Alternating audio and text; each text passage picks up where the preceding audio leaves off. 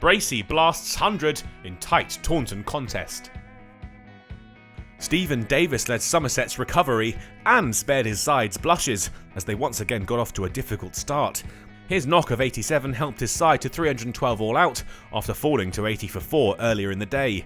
Day 2 would start with Gloucestershire up and running at 13 for 0, and the morning brought them a decent start, Brathwaite and Dent finding their way into the 40s early, but Somerset struck to separate the openers.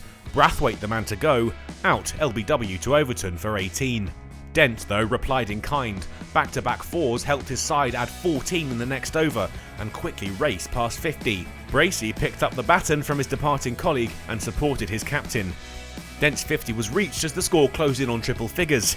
He'd taken 70 balls to get there with 9 boundaries. But he couldn't add to it. De Lange struck as he was brought back into the attack, the Gloucestershire skipper removed. Bracey and Lace stuck together through to the interval, their side heading into lunch at 97 for 2. The pair took the side to 3 figures at the resumption, but Somerset would have something to shout about. Lace, key to Gloucestershire last week, was removed by Overton.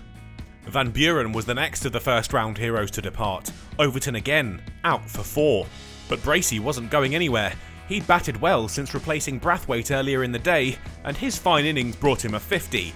The 150 balls taken to get there, indicative of his patience. Somerset's good start to the session snuck out of their grasp. Higgins and Bracey kept on going, but the all-rounder wouldn't be able to replicate his partner. He succumbed to Davey for 23. Hankins then followed, momentum ebbing away from the visitors when he fell LBW to De Lange.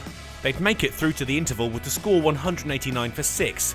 No further losses, but still 123 runs behind their hosts. The resumption saw 200 runs ticked off, but it wouldn't be long before Gloucestershire lost another. George Scott was the man to go.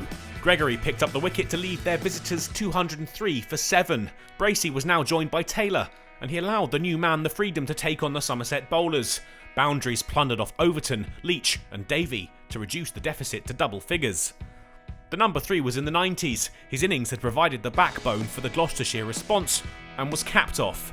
A 14th 4 took him to the ton, scored off 208 balls. A more fortuitous boundary took the value of the 8th wicket partnership to 50 shortly after the score had moved past 250. Bracey's long knock finally came to an end as Gloucestershire began to dream of 300. Lewis Gregory found the edge and he had to trudge off with 118 to his name, but his work had given his side a route back into the game. Despite the loss of the Centurion, Matt Taylor was in inspired form, here crunching Leach for 6 as the side hunted parity. A final boundary from Taylor took him to a well-made 50 and his side to 300 runs. Gloucestershire were right back in it, and they reached the close of play without further loss. The score 301 for 8, but more importantly, trailing now by just 11.